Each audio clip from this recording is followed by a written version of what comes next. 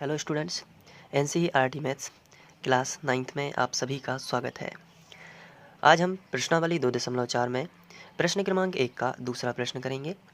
और प्रश्न में हमें दिया गया है कि निम्नलिखित बहुपदों में से, तो यहाँ पे हमें 4 बहुपद दिए गए हैं और एक गुणनखंड दिया गया है x+1। तो ये जो गुणनखंड है, हमें बताना है कि 4 बहुपदों में से x+1 किन किन का गुणनखंड है। पहला क्वेश्चन हमने कर लिया था जिसमें ये प्रूव हो गया था कि x+1 इसका गुणनखंड है। लेकिन अब हमें दूसरा प्रश्न करना है और इसमें भी हमें बताना है कि गुणनखंड है या नहीं। तो ये जो दिया गया है इसे हम px मान लेंगे और इसे हम भाजक मान लेंगे। अगर भाग देने पर शेषफल 0 आता है तो गुणनखंड होगा। तो वैसे हम भाग नहीं देते हैं, हम शेषफल प्रमेय विधि का इस्तेमाल करते हैं। तो चलिए, सबसे पहला स्टेप है इसे px मानना। तो दूसरा हल हेडिंग डालते हैं। तो px हमें ये दिया गया है सेकेंड क्वेश्चन में। इसके बाद गुणनखंड है, उसे हम भाजक मान लेंगे। तो इस तरीके से हमने लिख दिया। अब हम शेषफल प्रमेय विधि का इस्तेमाल करेंगे। तो हम हेडिंग लगाएंगे शेषफल प्रमेय विधि से। तो शेषफल प्रमेय विधि में होता क्या है, हम भाजक के बराबर 0 लेते हैं। भाजक हमारा क्या है, x+1। तो x+1 के बराबर हमने 0 ले लिया। तो प्लस का 1 इस तरफ आ जाएगा तो माइनस का 1 हो जाएगा। अब ये जो x का मान है -1, इसमें हम रखेंगे, जहाँ जहाँ x है वहाँ वहाँ -1 रख देंगे। चलिए स्टार्ट करते हैं। तो पहले तो हमें लिखना पड़ेगा कि x बराबर -1 px में रखने पर।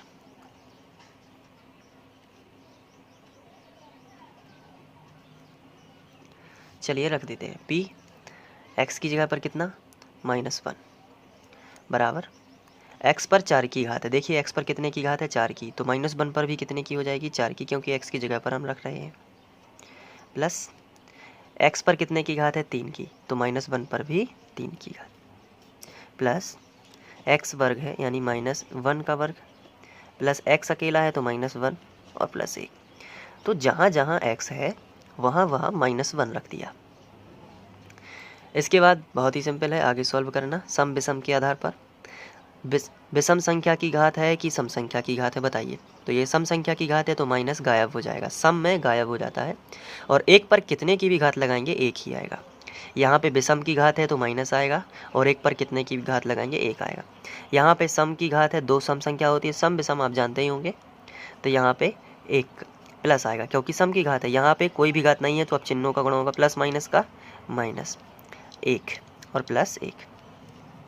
तो p-1 बराबर, यहाँ पे कोई भी चिन्ह नहीं लगा है तो प्लस का माना जाता है। तो प्लस माइनस कैंसिल, यहाँ पे भी प्लस और माइनस कैंसिल, तो +1 बच गया है। यहाँ पे शेषफल 0 नहीं आया है। जब शेषफल 0 नहीं है तो आपको क्या लिखना पड़ेगा, अतः x यहाँ पे लिखना है बराबर नहीं है 0 के, थोड़ा सा। तो इसलिए अतः x+1 जो है बहुपद जो हमें दिया गया था, बहुपद क्या दिया गया था, ये दिया गया था x पर 4 की घात प्लस x घन प्लस x, ये पूरा लिख लेता हूँ मैं, x पर 4 की घात प्लस x पर 3 की घात प्लस x पर 2 की घात प्लस x प्लस 1 का गुणनखंड नहीं है। नहीं क्यों आया, क्योंकि शेषफल 0 नहीं आ पाया। तो इस तरीके से आप इसे नोट कर सकते हैं।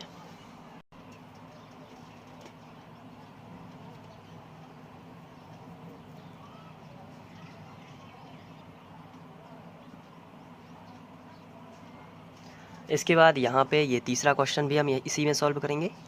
तो x पर 4 की घात है प्लस 3x घन है प्लस 3x वर्ग प्लस x प्लस 1 है, ये आपको दिया गया है। तो सबसे पहले आप क्या करोगे, इसे px के बराबर मानोगे और ये गुणनखंड जो है इसे भाजक मान लोगे, ठीक है।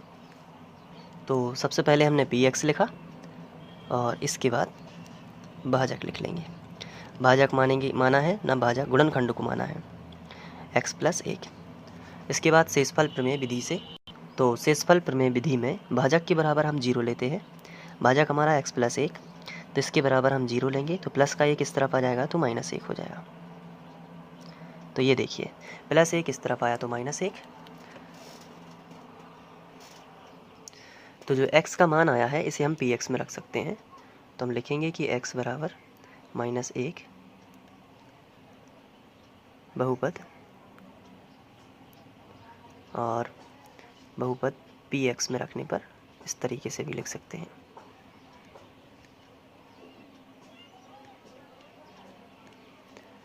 तो चलिए यहाँ स्टार्ट करते हैं। सबसे पहले p लिखा है, लेकिन x की जगह पर हम रखेंगे -1।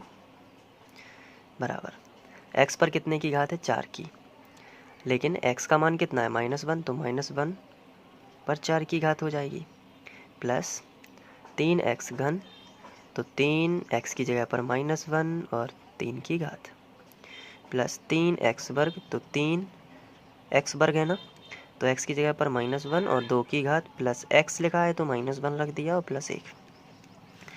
अब देखिए यहाँ पे विषम की घात है कि सम की, तो आंसर है सम की संख्या की घात है, तो माइनस नहीं आएगा और एक पर कितने की भी घात हो एक ही आएगा। यहाँ पे 3 लिखा है तो 3 लिख दिया।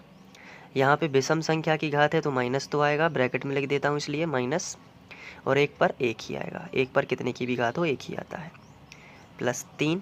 यहाँ पे सम संख्या की घात है तो पॉजिटिव 1 आएगा, और प्लस माइनस का माइनस और 1 आ जाएगा, ये प्लस माइनस का माइनस हुआ क्योंकि एक पर कोई घात नहीं है, और प्लस 1, तो यहाँ पे 1 प्लस माइनस का माइनस होगा, धन और ऋण का ऋण, असमान चिन्हों का ऋण बनता है, और 3 एकम 3, यहाँ पे भी 3 एकम 3, फिर -1 और +1, तो देखिए माइनस का 3 और प्लस का 3, माइनस का 1 और प्लस का 1, लेकिन एक तो रह गया ना, इसलिए ये भी यहाँ पे 0 नहीं आ पाया शेष फल, तो भी ये गुणनखंड नहीं है क्योंकि 0 नहीं आया। लेकिन यहाँ पे अगर हम देखें क्वेश्चन में, तो अगर ये x नहीं है, क्वेश्चन में ये x नहीं है, तो भी कोई दिक्कत की बात नहीं है, क्योंकि 1 और 1 जुड़कर 2 हो जाएंगे।